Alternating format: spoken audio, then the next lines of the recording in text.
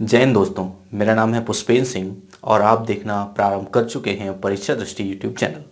Friends, जैसा कि कल से क्लास स्टार्ट हुई थी, ठीक है ना। कल आप लोगों ने साइंस का टॉपिक पढ़ा था। मैंने पहले शेड्यूल फिक्स किया था कि अलग अलग डेज पे अलग सब्जेक्ट लूँ, लेकिन बहुत मुश्किल हो रहा था कि एक टॉपिक तो कम से कम ख़त्म करें, उसके बाद नेक्स्ट स्टार्ट करें, ठीक है ना। तो आज भी मैं साइंस को ही लेके चल रहा हूँ। तो देखिए, साइंस में इस बार जो आपके आ रही, मतलब जो आपका आ रहा है, इस बार जनरल स्टडी नहीं है, तो हमें ज़्यादा डीपली नहीं जाना है, ठीक है ना। तो हमें ज़्यादा डीपली कोई चीज़ नहीं पढ़नी, जितनी भी जीके और जीए वाली चीज़ें हैं, यानी जीए आ रही, जनरल अवेयरनेस आ रही, तो हमें उस तरह की चीज़ें पढ़नी है। तो जैसे कि कल मैंने आप लोगों को कुछ यंत्र याद करने वो दिए थे, तो आज देख लेते हैं। सबसे पहले हम लोगों की क्लास में क्या विज्ञान की प्रमुख शाखाएं, जो विज्ञान की प्रमुख शाखाएं जो परीक्षाओं में पूछ ली जाती है, मैं उनके बारे में कुछ डिस्कस कर रहा हूँ, ठीक है ना। तो आइए बिना टाइम वेस्ट किए हम लोग क्लास को स्टार्ट करते हैं। देखिए, एक होता है हमारा, एक हमारी शाखा है जैसे बोलते हैं एंथ्रोपोलॉजी। और एंथ्रोपोलॉजी होती क्या है? एंथ्रोपोलॉजी में मानव प्रजातियों का अध्ययन किया जाता है। क्या करते हैं? मानव प्रजातियों का अध्ययन किया जाता है। एक होती है हमारी एस्ट्रोलॉजी। एस्ट्रोलॉजी आप जानते हैं, खगोलीय विज्ञान जिसे बोलते हैं। इस खगोलीय विज्ञान में होता क्या है, ये विभिन्न ग्रहों का मानव जीवन पर क्या प्रभाव होता है, इसका अध्ययन इसमें किया जाता है। उसके बाद एक होता है एरोनॉटिक्स। ये भी नाम से आप जान रहे हैं, एरोनॉटिक्स यानी कि वायुयान से संबंधित जो अध्ययन होते हैं वो हम एरोनॉटिक्स के अंतर्गत करते हैं। इसी तरह अगला है एस्कोटिक्स। एस्कोटिक्स क्या होता है? एस्कोटिक्स में हम ध्वनि से संबंधित यानी साउंड से रिलेटेड जो अध्ययन हम लोग करते हैं उसे हम लोग क्या बोलते हैं? उसे हम लोग एस्कोटिक्स बोलते हैं। उसके बाद एक है सिरेमिक्स। सिरेमिक्स क्या होता है? सिरेमिक्स है चीनी मिट्टी के बर्तन निर्माण की विधि। जो चीनी मिट्टी के बर्तन बनाए जाते हैं उनकी जो निर्माण की विधि होती है, उस विधि को ही हम लोग क्या बोलते हैं? सिरेमिक्स बोलते हैं।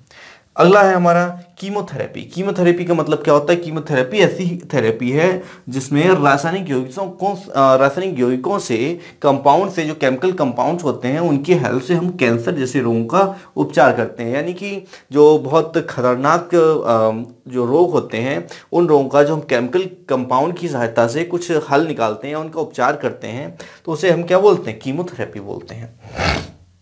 अगला है आपको एस्थेटिक्स। एस्थेटिक्स क्या होता है? सौंदर्य शास्त्र का अध्ययन। सौंदर्य शास्त्र के अध्ययन को हम लोग क्या बोलते हैं? हम लोग बोलते हैं उसे एस्थेटिक्स। उसके बाद इथोलॉजी है। इथोलॉजी क्या होता है? जंतुओं के व्यवहार के अध्ययन को, जंतुओं के व्यवहार के अध्ययन के विज्ञान को हम लोग क्या बोलते हैं? इथोलॉजी बोलते हैं। इपिग्राफी, कई बार परीक्षा में पूछा गया, शिलालेख संबंधी ज्ञान का जो अध्ययन होता है, ये क्या होता है? शिलालेख संबंधी ज्ञान का जो अध्ययन होता है, इसी को हम इपिग्राफी बोलते हैं। उसके बाद हाइड्रोपैथी। हाइड्रोपैथी यानी जल द्वारा चिकित्सा। जो हमारी वाटर होती है, वाटर की हेल्प से हम बहुत सारे रोगों का उपचार करते हैं। तो जिस शाखा के अंतर्गत करते हैं, विज्ञान की शाखा के अंतर्गत करते हैं, उसे बोलते हैं हम हाइड्रोपैथी। अगला हमारा होलोग्राफी। होलोग्राफी क्या होता है? लेजर पुंज यानी लेजर लाइट से 3D डिजाइन जो बनाने की विधियां होती हैं, उस विधि को हम लोग होलोग्राफी कहते हैं। जैसे आपने बहुत सारी बुक्स में या बहुत सारे प्रोडक्ट्स में देखा होगा कि एक होलोग्राम लगा होता है, जैसे तिरछा ऐसे करने पे ना, ऐसे देखे ऐसे रखेंगे कुछ और दिखेगा, ऐसे रखेंगे कुछ और दिखेगा, उन्हीं को हम होलोग्राफी बोलते हैं। देखिए, सीधे मिलता जुलता शब्द है होरोलॉजी। ध्यान रखिए, होलोग्राफी और होरोलॉजी। होरोलॉजी होता है समय मापन संबंधी विज्ञान। जो समय होता है, टाइम से रिलेटेड जो हमारा अध्ययन होता है विज्ञान का, उसी को हम होरोलॉजी बोलते हैं। इसी से देखिए मिलता जुलता वर्ड एक होता है हिस्टोलॉजी। हिस्टोलॉजी क्या होता है? ऊतकों के बारे में, जो हमारे ऊतक होते हैं उनके बारे में जो हम अध्ययन करते हैं, तो ऊतकों के बारे में अध्ययन जब होता है तो उसे हम हिस्टोलॉजी बोलते हैं। अगला हमारा माइकोलॉजी। माइकोलॉजी क्या होता है? माइकोलॉजी का मतलब होता है कवकों का अध्ययन। किसका? कवक। जो हमारे कवक होते हैं, फंगस होते हैं, उनके अध्ययन को हम माइकोलॉजी बोलते हैं। अगला है हमारा मेट्रोलॉजी। मेट्रोलॉजी क्या होता है? मेट्रोलॉजी मतलब माप विज्ञान, ठीक है, माप तौल से संबंधित विज्ञान होता है, उसे हम मेट्रोलॉजी बोलते हैं। उसके बाद है ओडोंटोग्राफी। ओडोंटोग्राफी का मतलब होता है दांतों का अध्ययन। जो दांतों से संबंधित अध्ययन होता है उसे हम ओडोंटोग्राफी कहते हैं। उसके बाद हमारा है पोमोलॉजी। पोमोलॉजी मतलब फलों का अध्ययन। जो हम फ्रूट्स की स्टडी करते हैं, स्टडी ऑफ फ्रूट्स जो होता है उसे हम पोमोलॉजी बोलते हैं। नेक्स्ट हमारा फाइकोलॉजी। फाइकोलॉजी मतलब सवालों का अध्ययन।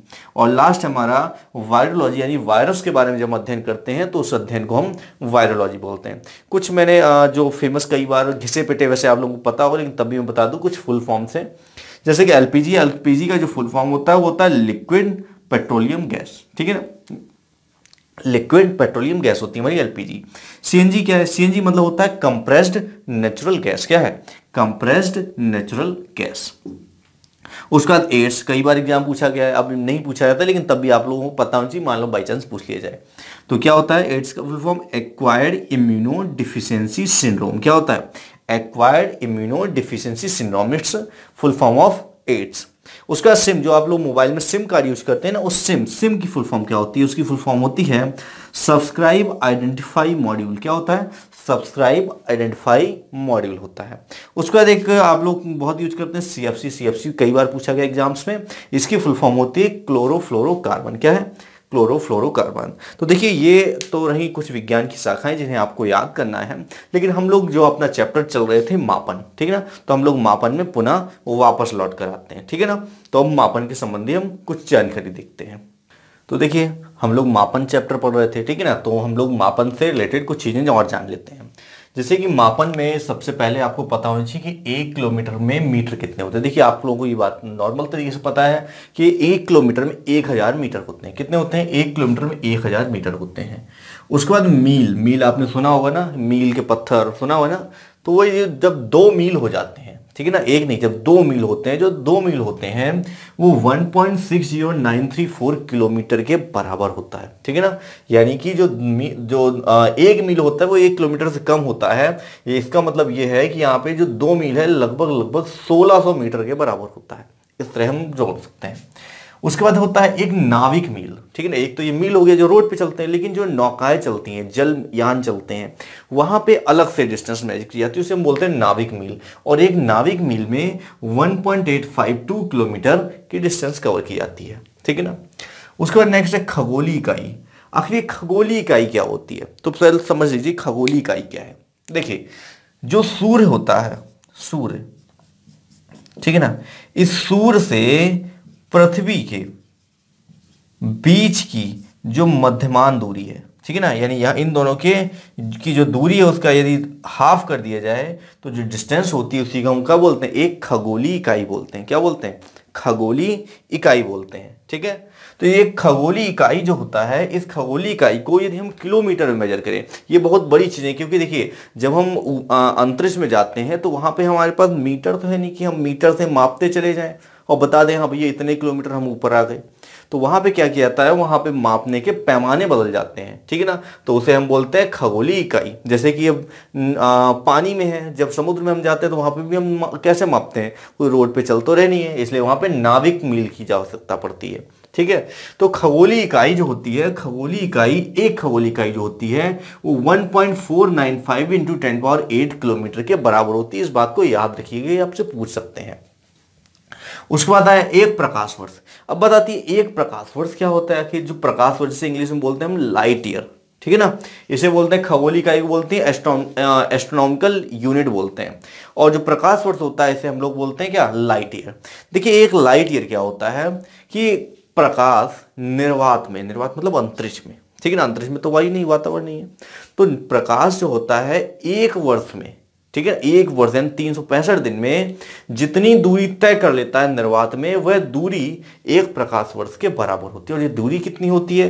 ये दूरी होती है 9.46 × 10⁻12 किलोमीटर। यदि इस प्रकाश वर्ष को हम खगोलीय इकाई में बदलें तो एक प्रकाश वर्ष में 48,612 खगोलीय इकाई आती हैं, ठीक है ना। इस बात को याद रखिएगा, बहुत इंपॉर्टेंट पॉइंट है ये कि एक प्रकाश वर्ष में 9.46 × 10⁻12 किलोमीटर आते हैं। और यदि प्रकाश वर्ष को खगोलीय इकाई में कन्वर्ट करना चाहें तो एक प्रकाश वर्ष में 48,612 खगोलीय इकाई आती हैं। यानी कि इस तरह लिख सकते हैं हम लोग, इंग्लिश में जब फॉर्मूला लिखते हैं तो इस तरह लिखते हैं 1 लाइट ईयर = 48612 AU, ठीक है ना, इस तरह लिखा जाता है, ध्यान दीजिएगा इसे। उसके बाद पार्सेक। पार्सेक क्या है? पार्सेक भी खगोलीय इकाई जिस तरह होती है, यानी कि जो ग्रहों की दूरी मापने की ये सबसे बड़ी इकाई होती है। जो पार्सेक है ये भी अंतरिक्ष में प्रयोग की जाती है और सबसे बड़ी इकाई होती है। तो एक पार्सेक में कितने किलोमीटर होते हैं? एक पार्सेक में 3.08 × 10⁻3 किलोमीटर होते हैं, ठीक है। और एक पार्सेक में 3.26 प्रकाश वर्ष होते हैं, यानी कि एक पार्सेक जो होता है लगभग 3.26 प्रकाश वर्ष के बराबर होता है, ठीक है ना। इतनी बात क्लियर हो गई। आगे चलते हैं। अब आगे चलते हैं तो आपको यहाँ पे कुछ ये पावर दिख रही होंगी, 10 पावर -1 -2 -3 -6 -9 आखिर ये होते क्या, उधर देखिए इधर माइनस में लिखिए और उधर प्लस में लिखिए। देखिए फिजिक्स में जब हम पढ़ते हैं, जब हम भौतिक विज्ञान पढ़ते हैं और भौतिक विज्ञान में मापन की आवश्यकता पड़ती है, तो जब बड़ी बड़ी दूरियां हम लोग मापते हैं या फिर छोटी से छोटी दूरी हम नापते हैं तो क्या होता है, वो दशमलव में आती है। जैसे 10 पावर -1 का मतलब होता है 0.1, ठीक है ना।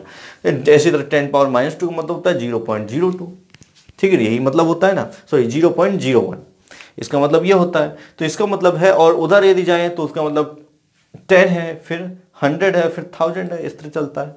तो इनके कुछ नाम दिए गए हैं मापन में, ठीक है ना। वो नाम क्या हम देखते हैं। तो ये 10 पावर -1, जो 10 पावर -1 होता है, इसे हम लोग क्या बोलते हैं, इसे हम लोग डेसी बोलते हैं। क्या बोलते हैं, डेसी। 10 पावर -2 जो होता है, इसे क्या बोलते हैं, इसे हम लोग सेंटी बोलते हैं। क्या बोलते हैं, सेंटी, ठीक है ना। 10 पावर -3 जिसे होता है, ठीक है, जिसे हम लोग क्यूब बोलते हैं, ठीक है। तो 10 पावर -3 जो होता है, इसे हम मिली बोलते हैं। क्या बोलते हैं, इसे हम लोग मिली बोलते हैं, ठीक है, सॉरी डबल एल होता है। उसके 10 पावर -6 होता है, 10 पावर -6 को हम माइक्रो बोलते हैं। क्या बोलते हैं, माइक्रो। 10 पावर -6 यदि कहीं लिख जाए, इसका मतलब माइक्रो। अब वो फिर माइक्रोमीटर हो सकता है, माइक्रो किलोमीटर हो सकता है, वो कुछ भी हो सकता है, उससे मतलब नहीं है। 10 पावर -9 जो होता है, 10 पावर -9 को हम लोग नैनो बोलते हैं। क्या बोलते हैं, नैनो बोलते हैं। 10 पावर माइनस में यदि 9 है, यानी 10 की यदि पावर माइनस में जा रही है, वो भी 9 है, तो उसे नैनो बोलते हैं। 10 पावर -12 को हम लोग क्या बोलते हैं, इसे हम लोग पिको बोलते हैं। 10 पावर -12 को हम लोग पिको बोलते हैं, ठीक है ना। यहाँ पे 18 है, हम लोग 15 का भी देख लेते हैं। 10 पावर -15 और 10 पावर -18 का भी हम लोग देख लेते हैं। तो जो 10 पावर -15 होता है, तो 10 पावर -15 को हम लोग फेप्टो बोलते हैं। क्या बोलते हैं, फेम्टो, ठीक है ना। और -18 को क्या बोलते हैं, -18 10 पावर -18 को हम लोग एटो बोलते हैं, ATTO। बात क्लियर इतनी, यानी कि डेसी, सेंटी, मिली, माइक्रो, नैनो, पिको, फेम्टो और एटो। अब इसी तरह इधर देखिए, तो इधर क्या है कि इधर जो पावर्स हैं वो सारी क्या है, पावर्स हमारी पॉजिटिव हो गई हैं, ठीक है। यहाँ पे नेगेटिव थी और पॉजिटिव हो गई, तो उनके जो नाम है वो भी बदल जाएंगे। 10 पावर 1 को हम लोग बोलते हैं डेका। क्या बोलते हैं हम लोग, 10 पावर 1 को हम लोग बोलते हैं डेका। और 10 पावर 2 को बोलते हैं हम लोग हेक्टो। इधर 10 पावर 3 को बोलते हैं हम लोग किलो, ठीक है ना। 10 पावर 6 को क्या बोलेंगे, फिर मेगा बोलेंगे। इसे क्या बोलते हैं, इसे हम लोग मेगा बोलते हैं। और इसे हम हाँ 10 पावर 6 को हम लोग मेगा बोलते हैं। और 10 पावर 9 जो होता है, 9 को हम गीगा बोलते हैं, ठीक है ना। उसका 10 पावर 12 आया, 10 पावर 12 को हम लोग टेरा बोलते हैं। क्या बोलते हैं इसे हम लोग टेरा बोलते हैं, ठीक ना। 15 को हम लोग पेटा बोलते हैं और फिर से एक्सा बोलते हैं। ये पेटा होता है और ये होता है एक्सा, ठीक है ना। ई एक्स होता है, इसे हम लोग एक्सा बोलते हैं। तो ये हमारी कुछ मापन की क्या है, मापन की हमारे जो टर्म्स हैं, यानी कि जो मात्रक हैं, ठीक है, प्रत्यय जैसे बोलते हैं हम लोग, तो ये हमारे प्रीफिक्स हैं, ठीक है ना। तो आप लोग याद रखेंगे कि 10 की घात यदि माइनस में जा रही है तो उनका नाम ये होता है, और 10 की घात यदि पॉजिटिव यानी प्लस में जा रही है, धनात्मक जा रही है, तो उसके नाम ये होते हैं, ठीक है ना। कहीं भी आपके सामने आ जाते हैं तो आप लोगों को यही प्रयोग करने हैं।